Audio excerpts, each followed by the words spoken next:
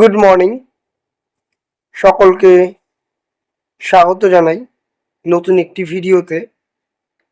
আজকে আমরা আলোচনা করছি চতুর্থ শ্রেণীর তৃতীয় পর্যায়ক্রমিক মূল্যায়নপত্র 2026-এর গণিতের একটি নমুনা প্রশ্নপত্র নিয়ে। এটি প্রথম পর্ব এবং খুব শীঘ্রই দ্বিতীয় পর্ব আসবে, তাই অবশ্যই ইউটিউব চ্যানেলটিকে সাবস্ক্রাইব করে রাখবেন এবং ফেসবুক পেজে দেখে থাকলে পেজটিকে ফলো ও শেয়ার করে রাখবেন।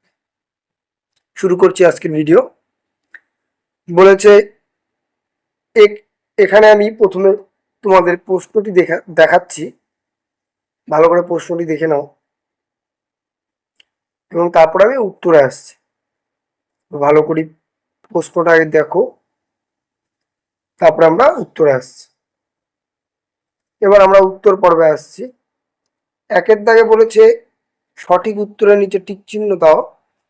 সবচেয়ে ছোট মৌলিক সংখ্যা 2।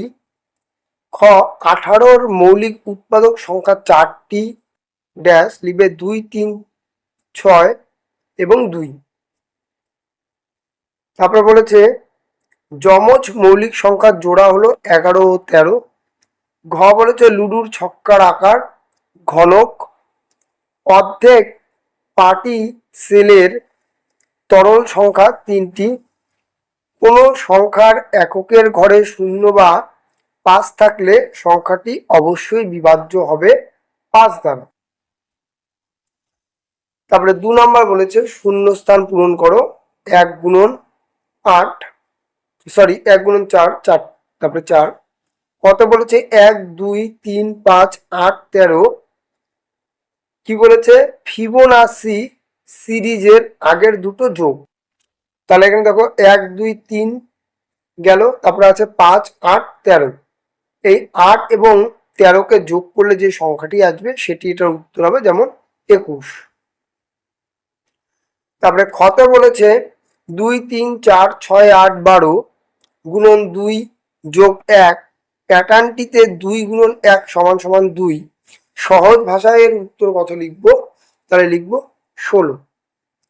তারপর বলেছে নোট এখানে গুণন 2 হচ্ছে 8। গ বলেছে 6টি পেন্সিলের দাম 36 টাকা হলে একটি পেন্সিলের দাম 6 টাকা।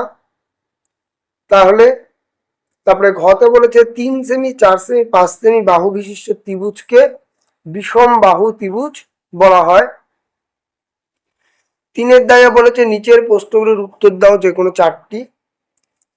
যেমন বলেছে এখানে 1 থেকে 100 পর্যন্ত মৌলিক সংখ্যা খোঁজার পদ্ধতির নাম কি? লিখবে এরাটো হেনিস্তিসেস ছাঁকুনি পদ্ধতি। খ বলেছে সারির পরের পদ্ধতি লেখো, যেমন a + z 12by এবং 1, 2, 3 cx। তাহলে লিখবে উত্তর 1, 2, 3, 4 ডি এবং ডাব্লিউ। নিচে উত্তরটি করে দেওয়া রয়েছে। গতে বলেছে এই 4, 8, 4, 9, 2 সংখ্যাটি কি 3 দ্বারা বিভাজ্য? তাহলে লিখবে 8 যোগ 4 যোগ 9 যোগ 2 সমান সমান 23। 23-এর 3 দ্বারা বিভাজ্য নয়, তাই 8, 4, 9, 2 সংখ্যাটি 3 দ্বারা বিভাজ্য নয়।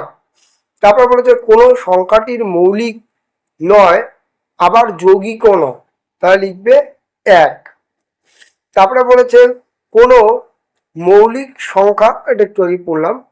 তারপর বলেছে দুটি আয়তন বস্তুর উদাহরণ দাও, লিখবে ইট এবং বই। এই ছিল প্রথম নমুনা প্রশ্নপত্র 2026-এর অঙ্কর চতুর্থ শ্রেণীর প্রথম পর্ব। সকলকে বলবো ইউটিউব চ্যানেল থেকে ভিডিওটি দেখে থাকলে অবশ্যই ইউটিউব চ্যানেলটিকে সাবস্ক্রাইব করবে। ফেসবুক পেজ থেকে দেখে থাকলে পেজটিকে ফলো শেয়ার করবে, যাতে এরকমভাবে ভিডিও পেতে পারো। এবং প্রশ্নটিকে আরেকবার দেখে নাও ভালো করে, যেন তোমাদের সুবিধা হয়। এখানে শেষ করছি, দেখা হবে নতুন একটি ভিডিও নিয়ে। ততক্ষণ ভালো থাকবে, সুস্থ থাকবে, সর্বোপরি পড়াশোনা করবে। টাটা।